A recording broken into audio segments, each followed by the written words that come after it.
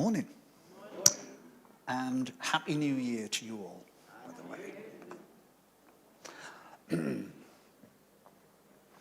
not sure how I come off the back of that, to be honest, because normally when you lay a foundation on something, you want in the preaching team to build off. I'm not quite sure how the preaching team are going to build off the back of this one. I'm really not sure. We know that there is a journey involved in Sarah's story. There's another journey involved here that I'd like to feed into this, and that's the journey about how this message really came about. And it's really strange. And I've had to include that as part of it because I think it's relevant.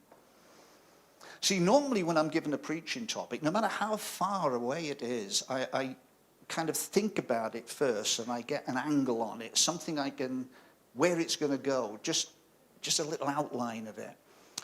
It almost acts like a magnet for me that over the course of time, things are drawn into it. And then as we get closer to it, God kind of firms it up and gives me other kind of stuff. And we grow it. So when I got this one, and Jamie gave us this one about the women and characters, and we drew names out of a hat, I seem to remember. And I drew Sarah, and I thought, all right, okay. This should be simple. Because this is what we do as English teachers. You know, you deal characters and you think what they say and what we can learn from them and put yourself into their shoes and so on. Plus the fact that a few years ago, I preached on Abraham, a two-parter on Abraham. So I'm familiar with the story of this. So I thought, this is a doddle, this. I'll just wait till God gives me something on this, on Sarah, and we'll run with it. Nothing. Not a word. I mean, this was a few months ago, so I'm thinking, no, I've not got any angle on this, and time went on.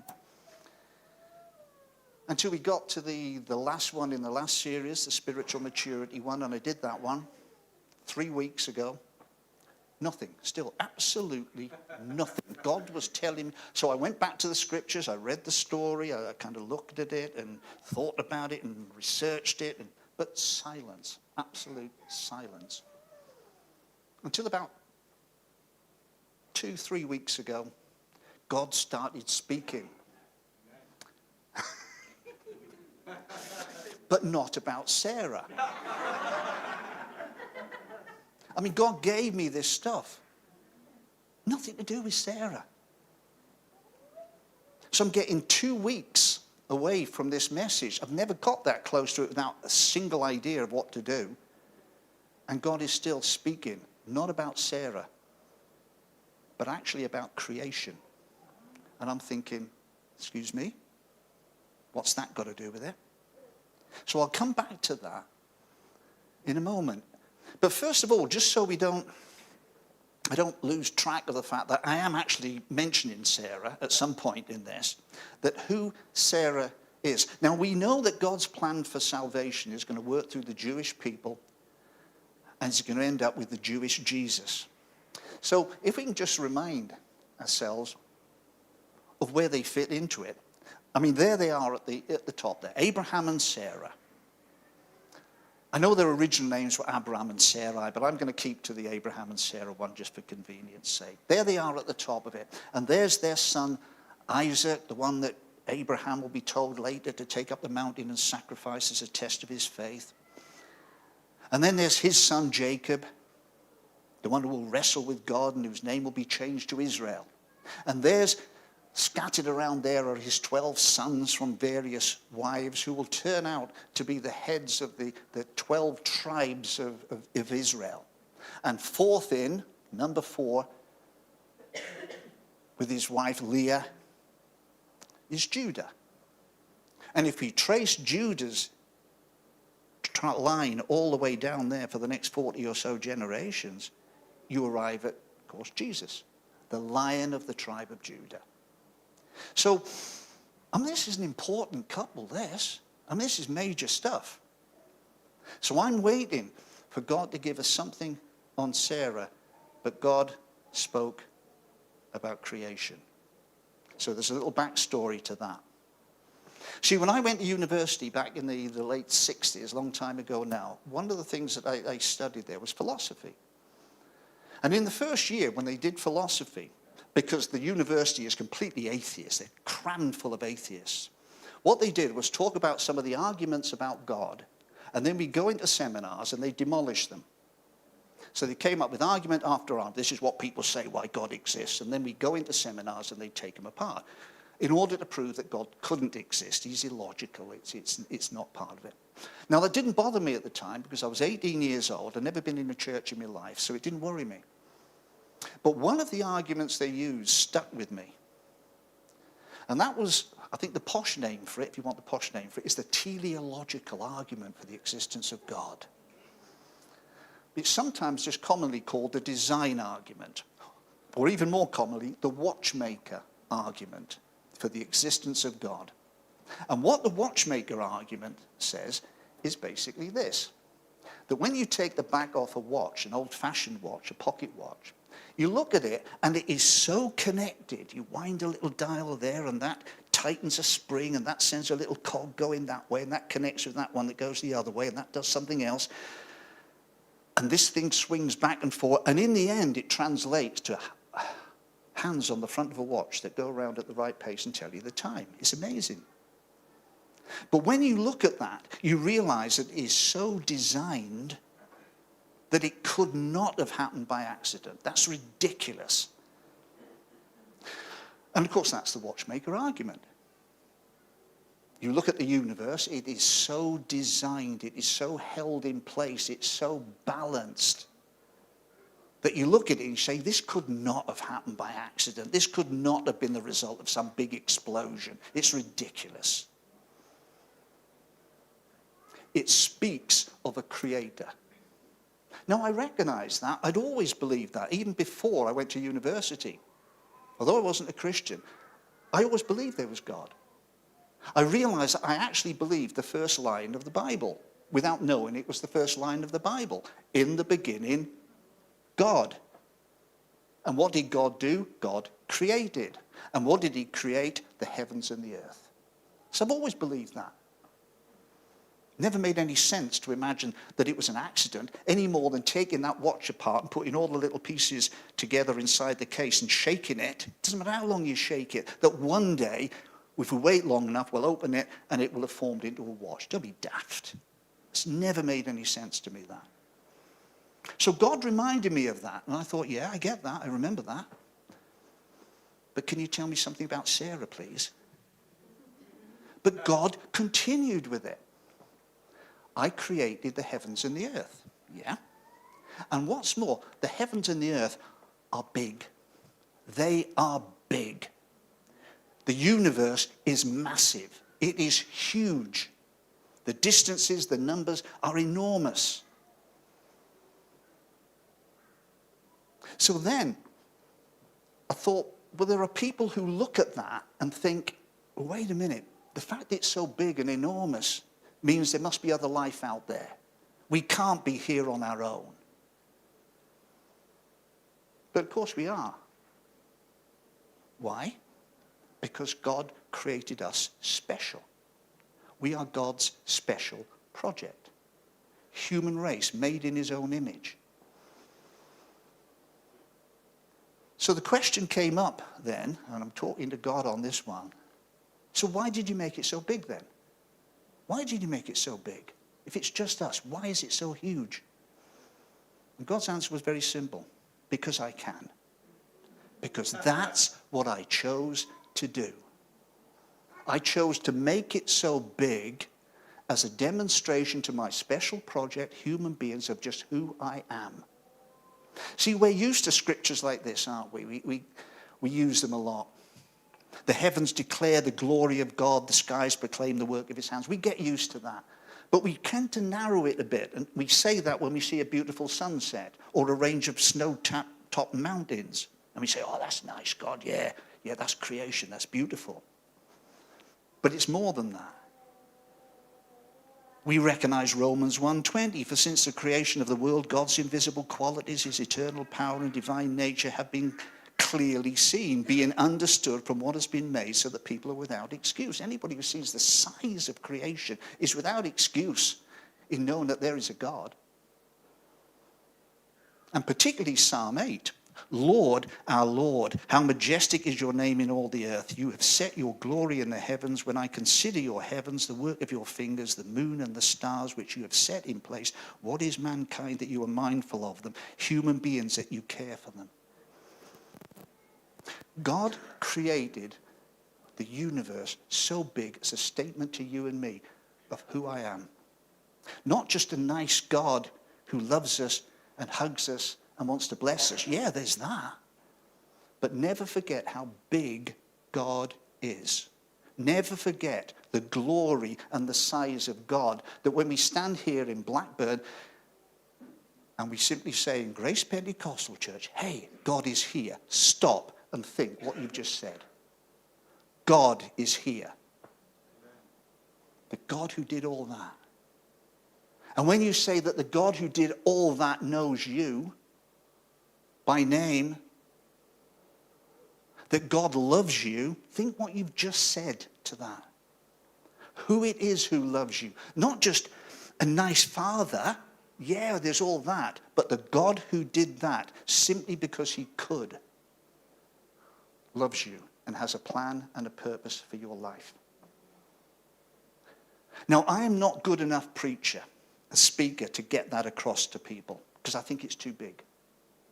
But if bit by bit that filters down into you and you think, well, hang on, if that's true, if I get hold of that, then statements like, if God is for you, who can be against you, start to make sense. Because if the God who did all that is on our side, why would we ever think we were going to be defeated? Why would we ever think that this might not work? Because if God is for you, the one who did all that simply as a demonstration that he could to show you his power and his size is on your side. Well, come on. Who can stand against us? Why would we ever doubt?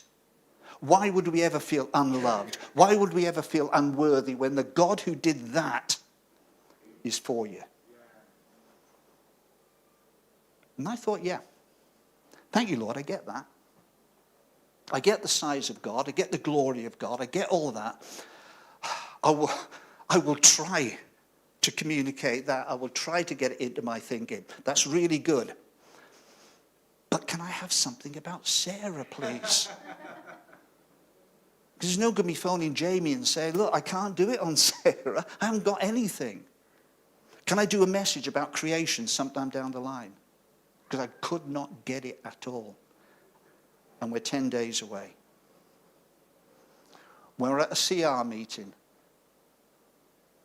up in the Tyndale room, and we're just chatting. And in the process of it, I think it was Tim Fon who was talking about things on her journey where God had stepped in. And I'm sitting listening to that as other people are sharing, and then the penny dropped. I got it. I got it.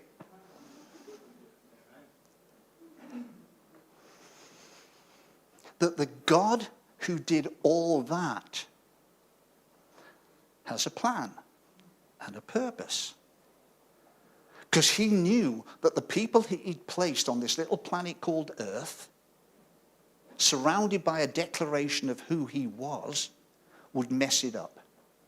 And the people who would mess it up would need to be saved.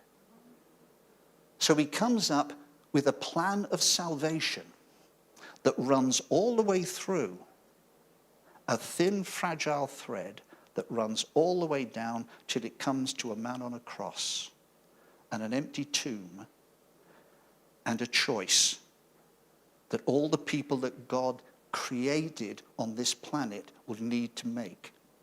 A choice that says, what is the connection between that man on a cross and that empty tomb?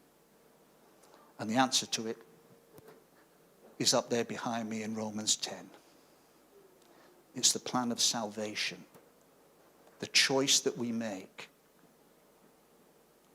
But that thread that runs all the way through to Jesus, by comparison with the glory of the universe and the power of it, is so fragile.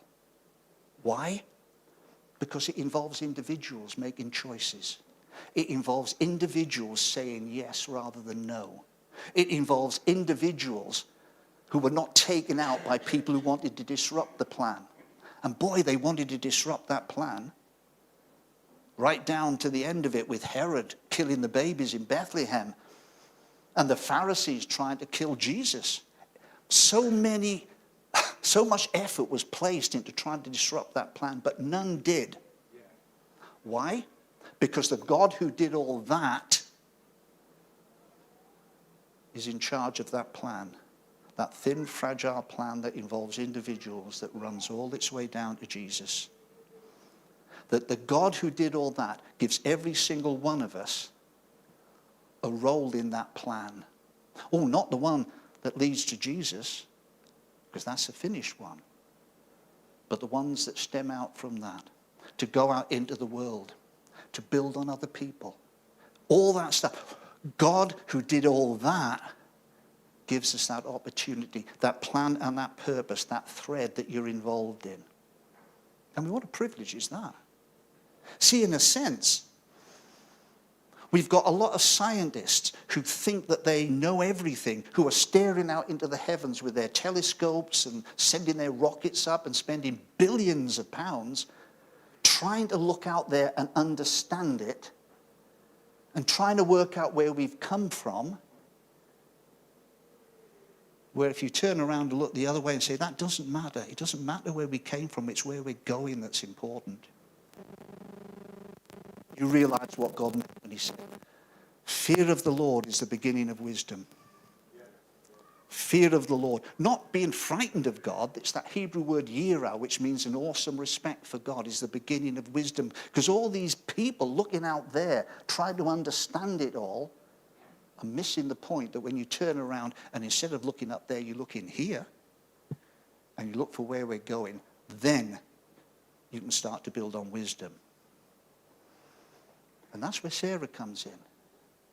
Because, of course, this thin, fragile thread that runs all the way down to Jesus has to start somewhere. And it starts with a woman. It starts with a woman and a husband and a child. And it runs all the way through. It's that thin, fragile thread that God is in charge of. So this message suddenly, and this is why it's not going to be a great deal of use, I think, to the rest of the preaching team, I wouldn't have thought. Because it's not really about Sarah and what she does. It's about the individual. The power of the individual. It's about you, because it's about what Sarah represents. And Sarah represents you and me. People who are positioned in God's plan, who have choices. So, what about this word mighty? Because that threw me as well when that came up with the title. The mighty men and women of God, or the mighty women of God. And I thought, what do we mean when we call somebody mighty? A mighty woman of God. What do we mean? Is Sarah a mighty woman? What makes her mighty? Because we live in a world, of course, that separates people who succeed and people who are famous from people who are not. We'll queue for hours outside a theatre in the West End to watch celebrities walk up a red carpet because they're the famous people and we're just ordinary. And we can do the same in church. We can look at the important people. The people who preach, the people who lead worship, the pastors, the people with dog collars, the people with fancy dress and gold and stuff. And we can say they're the important ones. We're just ordinary. We're just the attenders.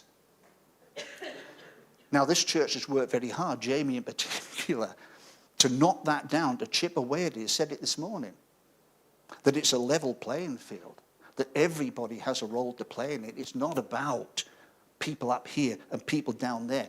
It's just about people doing jobs.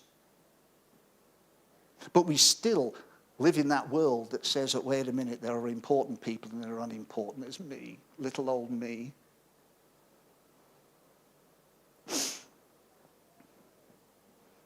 And we do that with the Bible as well. We can look at the mighty men and women of God who are there in the Bible, the people who do things, the names we've heard of, the people who are subject to films, the Noahs, the Moses, the Daniels, the Davids, the Solomons, the Ezekiels, the Isaiahs, the Paul. All these names, these mighty men and women of God. the people who make it into the book. So thinking about that, who were this mighty couple then? Who were they? Who were Abraham and Sarah? This mighty men and couple who God chose.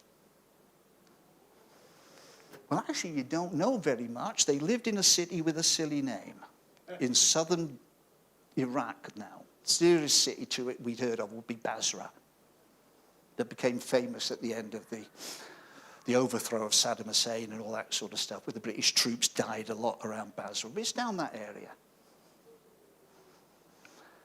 And it has a silly name, Ur. I mean, what a silly name for a city. How can you'd never, if somebody asked you where you came from, they'd assume you didn't know. Where do you come from? What? So it's got this silly name. And we don't know much about it, a reasonably prosperous city and stuff like that. But the important thing about it, it was a pagan city. They worshipped the moon god, Nana, sometimes referred to as Sin. They worshipped Sin, the moon god Sin. Now, some of the Jewish writers over the centuries since have rewritten stuff, made stuff up, that possibly this was a pagan city, but of course Abraham and Sarah, they were mighty figures of God. They were going around the streets talking about Jehovah. But there's no evidence of that at all.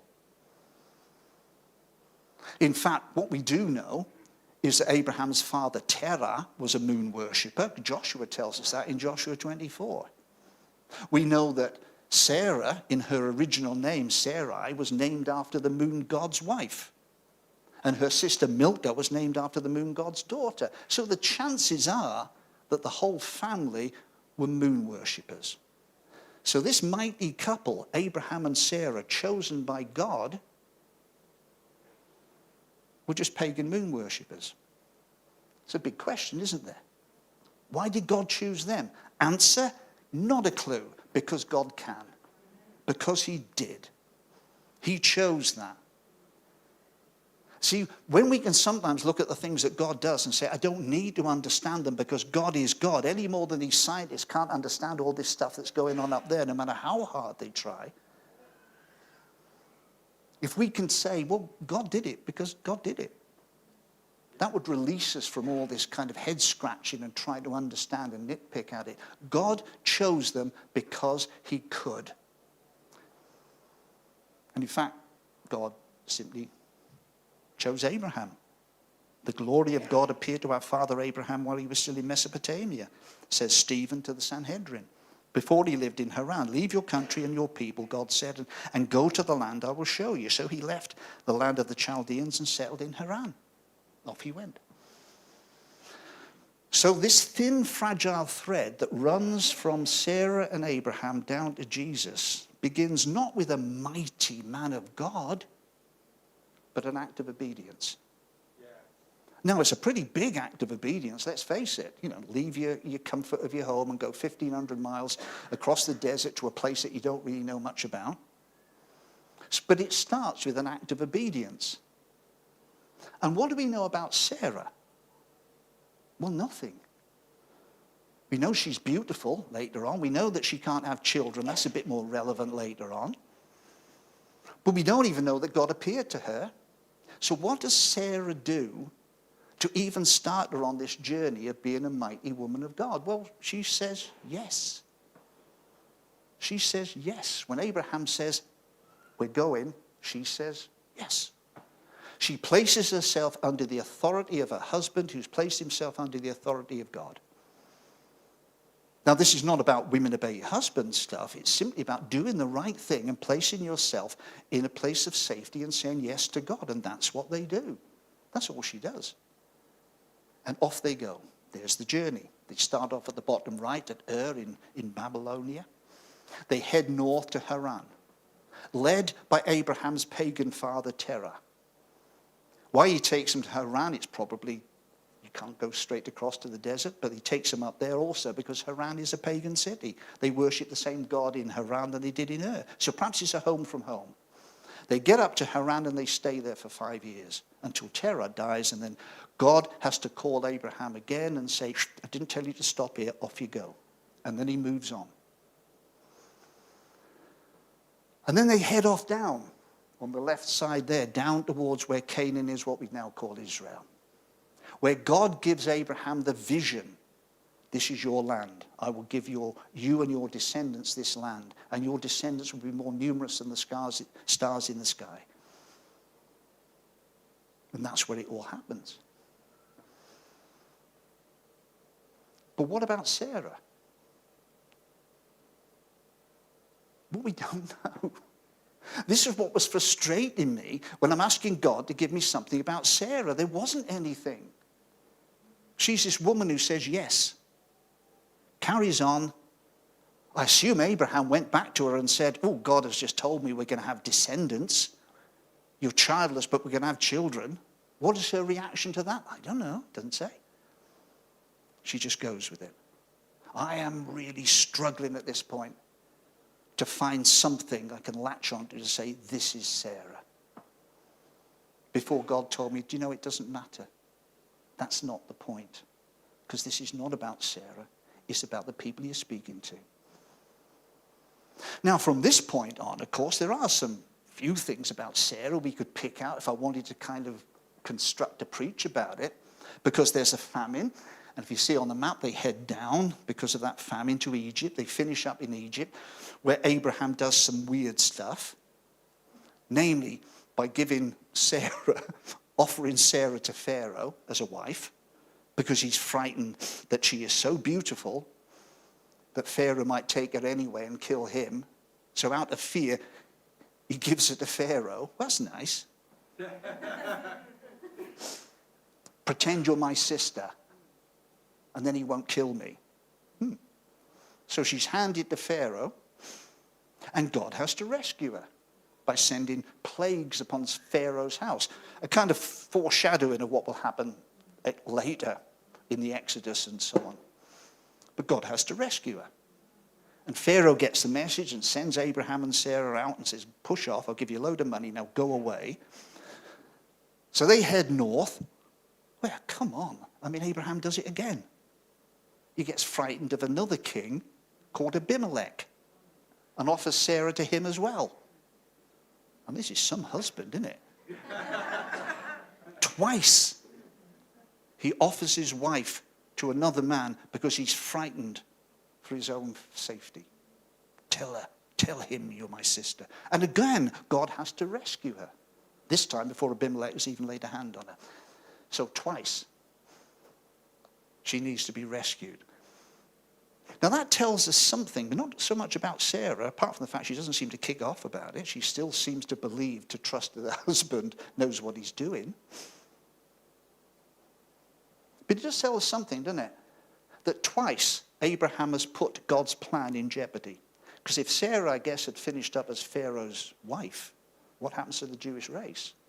So because Abraham kind of threatens to disrupt this plan, God corrects it. God is in charge of this plan. Understand that. We can make our stupid decisions, but God is in charge of it. Now, that doesn't mean that we become what they call fatalistic, that we can just do what the heck we like and God will sort it all out. Because, of course, what comes from this later on, as time goes, is that we start to see something about Sarah that we can pin down. Because she makes a really bad choice. Now, remember, she was 65 when she left Haran. She's now pushing into her 70s, heading towards 80s, and there's no kids. So what does she do? Do what so many people try to do, and go ahead of God and make it happen.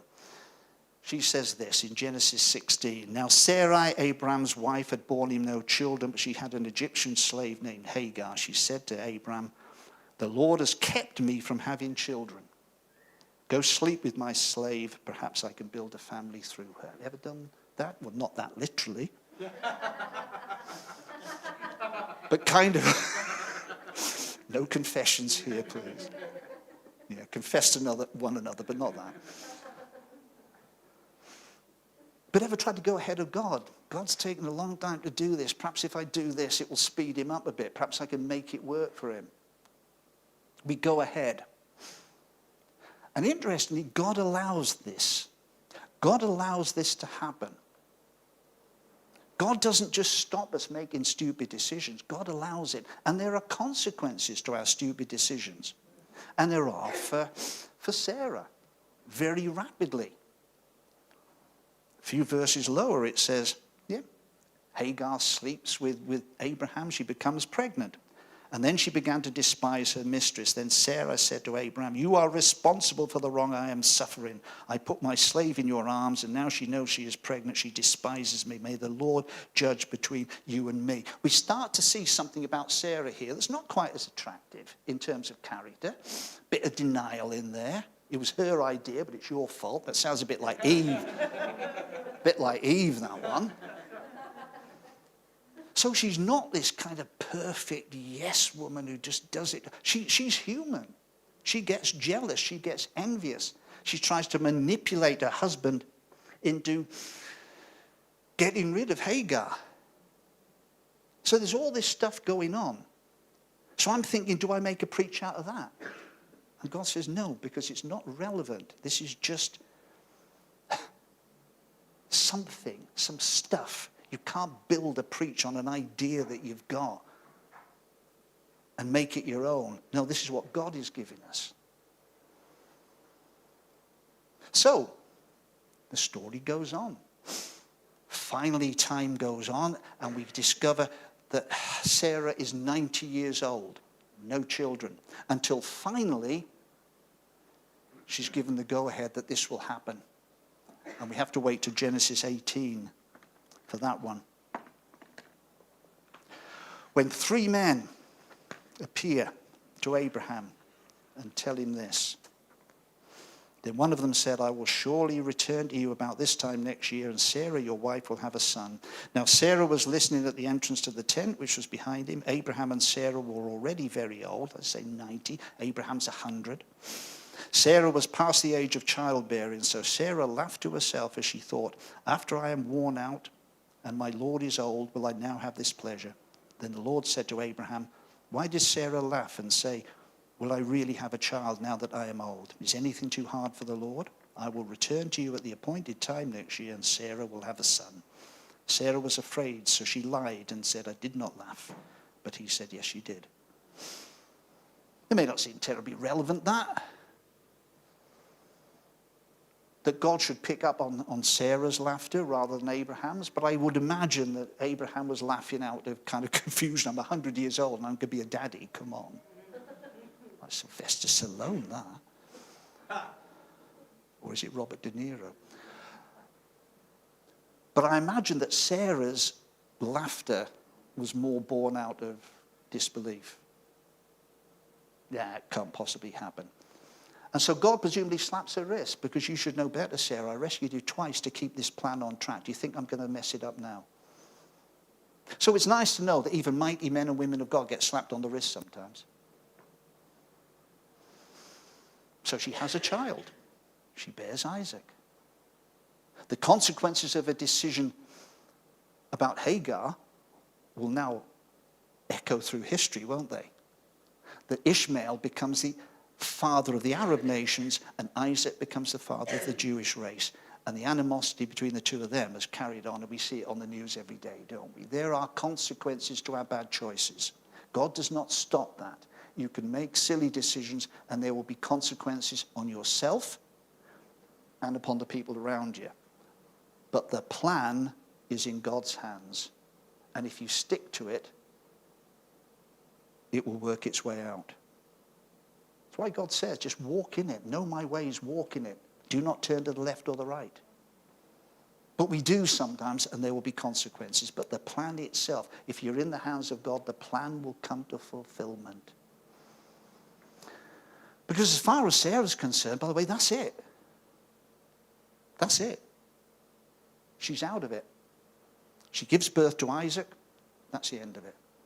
Oh, she's got a number of years left. She's got another, I think, 36 years to go. She gets to 127 and dies and is buried in Hebron.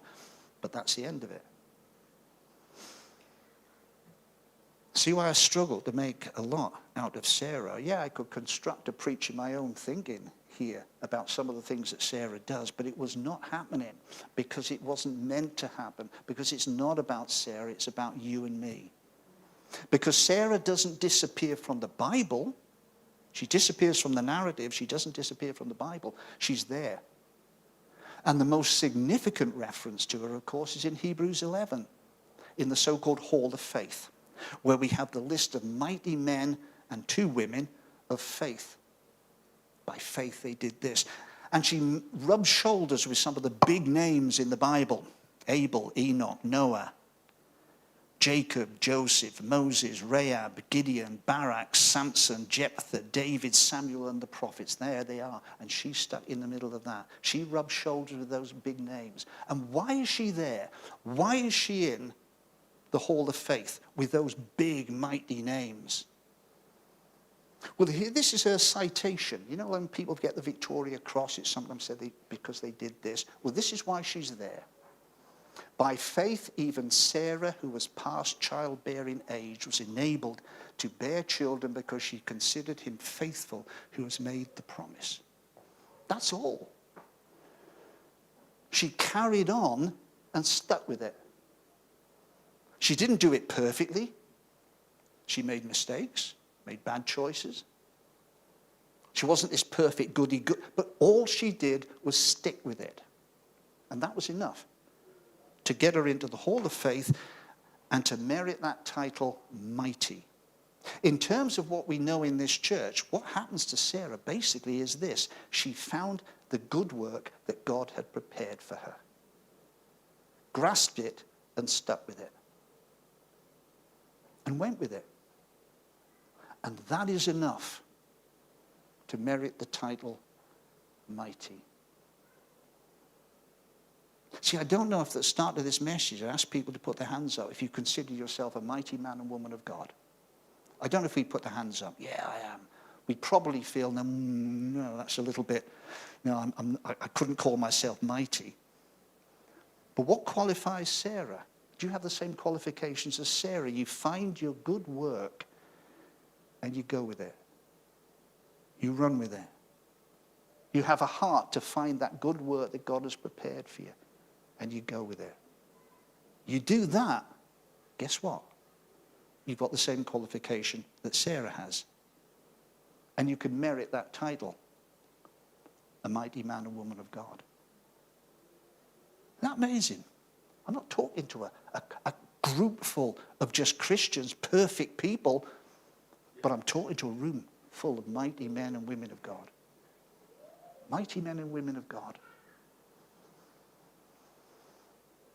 See, there's something else that goes with that, because when we look at the end of Hebrews, the Hall of Faith, it says this about that list of names that are read out, including Sarah. All these people were still living by faith when they died. They did not receive the things promised. They only saw them and welcomed them from a distance, admitting that they were foreigners and strangers on earth. See, Sarah never saw the end of that thread that she was on. She just ran with it and built on the next generation. She never saw the end of it. People don't. That's what it means, I guess, when you build on other people.